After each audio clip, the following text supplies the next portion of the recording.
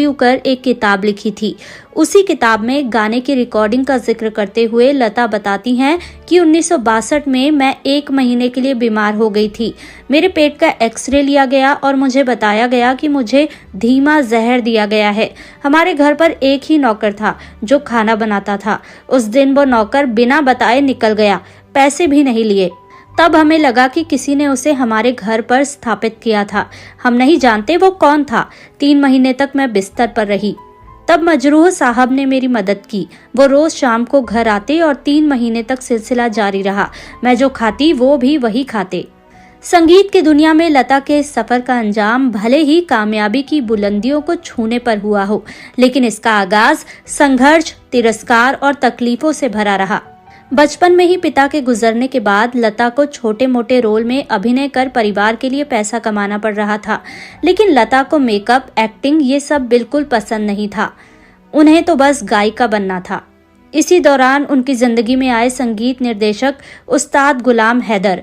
उन्होंने लता की आवाज सुनी तो उन्हें लेकर निर्देशकों के पास गए। लता की उम्र बमुश्किल 19 साल की थी और उनकी पतली आवाज नापसंद कर दी गई, लेकिन गुलाम हैदर अपनी बात पर अड़े रहे और फिल्म मजबूर में लता से मुनव्वर सुल्ताना के लिए प्लेबैक करवाया। लता बताती हैं कि गुलाम हैदर ने उनसे कहा था कि एक दिन तुम बहुत बड़ी कलाकार बनोगी और जो लोग तुम्हें नकार रहे हैं वही लोग तुम्हारे पीछे भागेंगे। ये अजीब इत्तेफाक है कि नूरजहां और गुलाम हैदर दोनों बंटवारे के बाद पाकिस्तान चले गए, पर लता के लिए उनकी कही बात सच हो गई। फिल्म मजबूर में लता का गाना सुनने के बाद लता को कमाल अमरोही की फिल्म महल मिली और उन्होंने आएगा आने वाला गाया। इसके बाद लता को कभी फिल्मों की कमी नहीं हुई। बाद के सालों में लता ने सारे बड़े संगीतकारों और किशोर, रफी, मुकेश, हेमंत कुमार जैसे गायकों के साथ गाने गाए। बहुत कम उम्र में अपने दम पर लता ने इंडस्ट्री में अपना मकाम बनाया। लता ने बड़े मुद्दों पर स्टैंड लेने से गुरेज नहीं किया, फिर इसके लिए उन्हें भले ही बड़े बड़े दिग्गजों से टकराना पड़ा। मसलन रॉयल्टी के मुद्दे को लेकर वो अपने दौर के सबसे बड़े गायकों में से एक मोहम्मद रफी, शोमैन राज कपूर और HMV कंपनी तक से भिड़ गईं। लता मंगेशकर ने अपने करियर में कई अवार्ड जीते। 60 और 70 की उम्र में लता ने माधुरी, काजोल, जूही, प्रीति जिंटा जैसी अभिनेत्रियों के लिए गाने गाए। ये किस्सा तो मशहूर है ही कि कैसे लता की आवाज में ऐ मेरे वतन के लोगों सुनने के बाद जवाहरलाल नेहरू की आंखों में आंसू आ गए थे। गाने के बाद निर्देशक महबूब खान आए और लता को नेहरू के पास ले गए। तब नेहरू ने कहा था कि तुमने तो मुझे रुला ही दिया।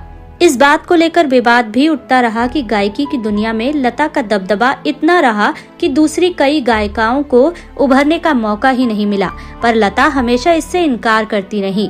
इस सब से परे लता के दीवाने और उनके फन के कद्रदान लाखों में हैं और भारत की सीमा से बाहर सरहद पार दूसरे देशों में भी हैं।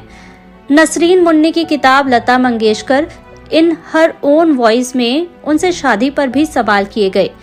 इस सिलसिले में लता बताती हैं कि मेरे पिता ने मेरी जन्म पत्री पढ़ी थी और कहा था कि मैं अकल्पनीय रूप से मशहूर होंगी, पूरे परिवार को देखूंगी और शादी नहीं करूंगी। यही जीवन है। जन्म, मरण और शादी पर किसी का कोई जोर नहीं होता। अगर मैंने शादी की होती तो मेरी जिंदगी अलग होती।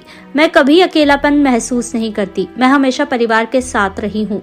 संगीत को लेकर उनकी लगन की सब लोग दाद देते हैं।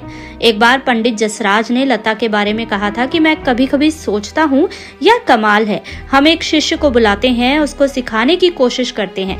यहाँ लता जी से तो पूरी दुनिया ऐसे ही सीखती रहती है। 4 पीढ़ियों की गुरु बनना कोई मामूली बात नहीं।